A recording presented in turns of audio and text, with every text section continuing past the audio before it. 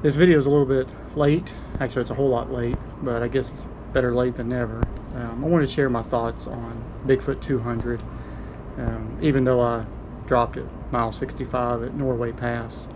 Kind of want to talk about the race, what I thought about the portion that I did, and a little bit why I dropped.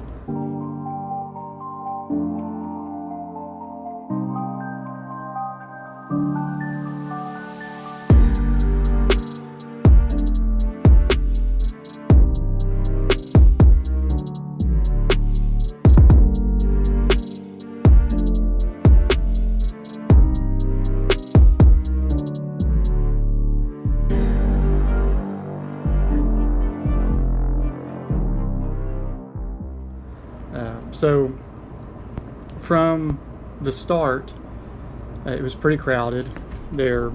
I know there was like 211 people starting, I think, for the 200 miler, and I don't know how many was in the 40 miler. And it seemed to me that everybody was starting at the same time.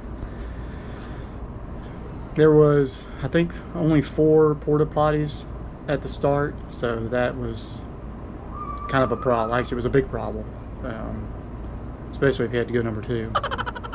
But anyway, from the start, it was slow going, trying to funnel everybody through the start and down pretty much a single track trail, and then it wasn't long that it kind of opened up and people were able to, kind of separate and pass each other and such.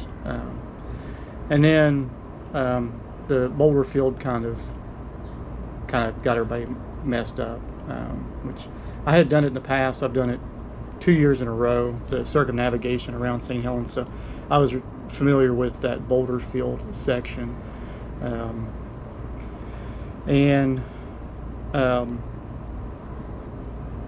got to Blue Lake, which is the first aid station, which is, I don't even remember what mile that was. I'll put it at the bottom of the screen, but it was very early in the race, like really early, and obviously felt good there. And then made it over to Windy Ridge, which Windy Ridge was mile 31, and going into Windy Ridge, I don't know, like the 3 miles before I got to the Windy Ridge aid station, I just started feeling really like low for some reason. I don't know. It wasn't like I was bonking really. I don't know. Just like kind of just lost interest in the race or something. I don't know. It's just kind of hard to explain. But I got down there to the aid station and seen my wife spraying, and got me some food from the aid station, and then went over to my wife's car, and she had my chair set up for me, and blueberry smoothie, which is, she always does that for me when she crews me. And she cleaned up my feet and fresh socks and such. And I left there and went to headed to Coldwater. And when at Windy Ridge, my wife told me that she was going to go ahead and meet me at Coldwater, because originally in our plan she wasn't going to meet me there. But I came into Windy Ridge actually way early, and so it was going to put me into Coldwater like 2.5 to 3 hours sooner than we had planned. So she decided to go ahead and meet me over at Coldwater, and good thing she did, because when I got to Coldwater, she told me that they had lost my drop bag, and which was like really bad. It wasn't as bad as it would have been if she had met me, but come to find out, we realized later on that it was my mistake. I didn't send a drop bag to Coldwater, so I don't know how that happened or why that happened, but so if anybody from the Bigfoot team is watching this, you didn't lose my drop bag. It was my mistake. So I left Coldwater, or got to Coldwater, and went through the whole drop bag issue, and the volunteer there kept apologizing, and I wasn't mad or anything. I mean, definitely wasn't upset, especially since my wife met me there. So there, my wife took care of me, got my feet, all straightened out, and I kind of rested for a little while, and I should have stayed at Coldwater. I probably should have stayed there a little longer than I did, but I left out of there about, I think it was about midnight, and not too long after you leave Coldwater Lake, you start into this just huge climb, and probably I was nearing the end of the climb. It's a really long climb. I mean, many miles. And I noticed that my left foot really started bothering me, the tendons and all the way back up to my heel. My Achilles didn't bother me at all. You know, usually Achilles is kind of like an issue with when you start having a heel or plantar problems, but it didn't bother me. But it was probably around mile 50-ish. That's when it really started bothering me. It started bothering me so bad that I was having trouble stepping over, you know, things like that tall. It was really difficult, and I knew then that I was going to have to drop, and it really upset me. I mean, I was like really emotional about it because I've been racing for about 12 years, and some of those I've been competitive and some I haven't. Actually, most I haven't, but I've never DNF'd. So I guess, you know, I had a pretty good run, 12 years without a DNF. But I guess when I realized I had to DNF, that really put me into like some, you know, like a dark place, and I just kind of moped all the way into Norway Pass.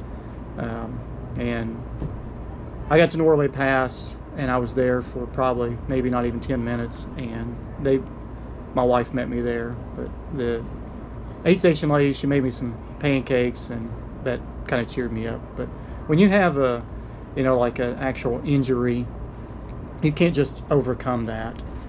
If I had been probably like mile 160 or so, I would have pushed on. I would have just pushed through it and seen where I, you know, could go with it. But only being at mile 65, which is Norway Pass, that was just too early. And years ago, I had an issue with this same foot, and actually that was probably like 8 years ago.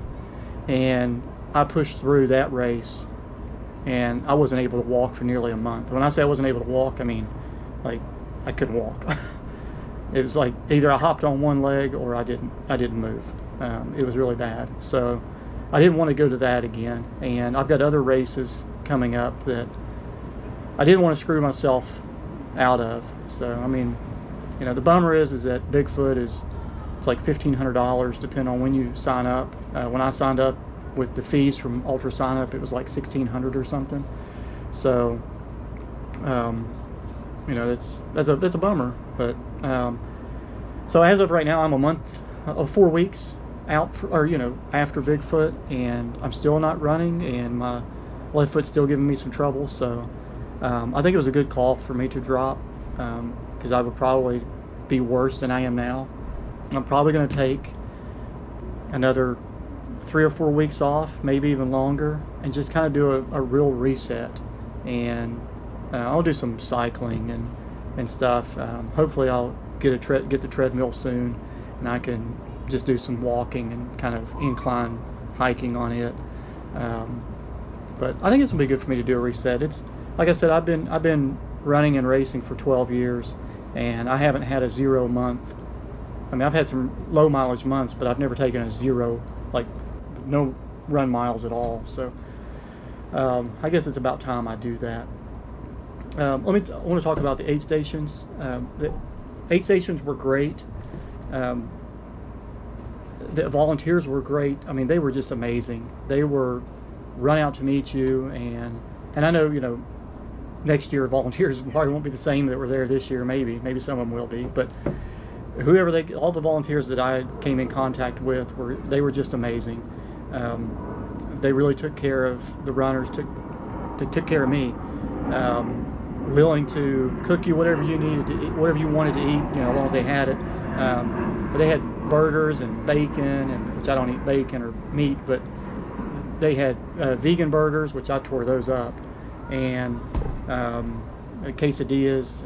Just, I mean, the list. It was really neat because when you come into the aid station, they have a dry race board at the front of the aid station, and they've got their menu. So you just walk up and order whatever you want from that menu. So that was really neat. Let me see. Yeah, I mean, I guess I'll talk about a few things that I didn't really like. The price of the race is one thing. I mean, I guess I kind of get it.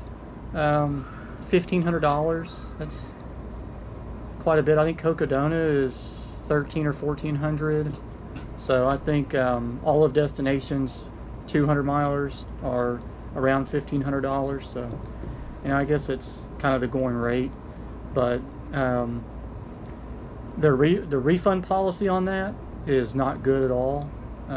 Depending on when you notify them, you might get, I think the most you can get is 50% refund, but if it's like 30 days or so from race date, you lose it all. And their rollover policy is, in my opinion, crap. Just, I mean, be honest here, it's crap. I knew I had something going on with my foot before the race, so like 2 weeks, I think it was, out from the race, I contacted them and said, hey, you know, what if I just volunteer for a couple days? Can I get a rollover? And after some kind of back and forth, like a week long, their volunteer director finally emailed me and said, you got to volunteer 5 days in a row in order to get a full rollover. I'm like, geez, I might as well just run the race. So that's something to keep in mind if you plan on doing any of Destination races, which, I mean, they've got all the popular 200s. They run the Bigfoot 200, they do the Tahoe 200 and Moab 240. So if you're planning on any of those, you know, they're all put on by Destination. If you sign up for it, you know, you got to make sure you're going to do it, because there's a chance you'll lose most of your money, if not all of it, and you're not going to get a rollover. So just keep that in mind. I think one of the other things that kind of irritated me was their water. The water at the aid stations was like, I don't know, garden hose water or something. It was horrible. When I got to Blue Lake, which was the first aid station, I had them fill my water balls. I had them put water in one and put Tailwind. They were using Tailwind there. Tailwind in the other. And I tasted the water, and it was just like straight up like garden hose flavored. And so I got to the first like glacier melt stream. When I got to that, I had another bottle, and I got my own water from there. I ended up putting their garden hose water in the back of my vest. Don't know why I did that, but I got to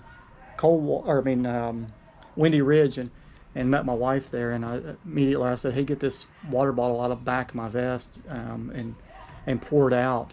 So she decided, she's like, I wonder why he wants this full bottle of water poured out. So she tasted it, and she like threw up. So it wasn't just me. Then the final thing that that kind of worried me in a way was, you know, like I said, the race is $1,500. When I got to Windy Ridge, the volunteers were talking about not having enough food for the runners that would come in later on, and they didn't know what they were going to do. So I know that I'd be pretty upset if I came into any of the aid stations, regardless of how early or how late in the race, and they were out of food. So, and that was at Windy Ridge, mile 31. So I hope that the runners that came in late or later on got to eat. But all that, I probably missed a bunch of stuff that I wanted to talk about. But if you have any questions, or you want to know something about, like, from the start up to mile 65 at Norway Pass, just let me know in the comments. But in the end, I would recommend Bigfoot 200. You know, I can't speak on Tahoe or Moab because I haven't done those.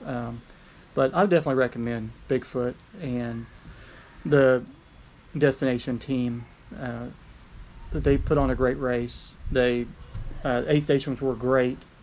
They weren't spaced too far apart. I mean, it was wonderful. They had, at least when I came through, I was in the probably the front 20% or so, I guess, of the runners, and which was way too far in the front. Not saying that that is what led to me. I had an injury going into it, and just the volume of the race. 14,000 feet of vertical in the first 65 miles. So that really that's what probably did it to me. But so yeah, I definitely recommend the Destination Team and Bigfoot 200. It's a great race. It's a insane challenge. As long as if you got the money and you put in the work, the training, it's a great race. Anyway, I guess that's all I got. So thanks for watching or listening to me rant, and stay epic. I'll see y'all soon.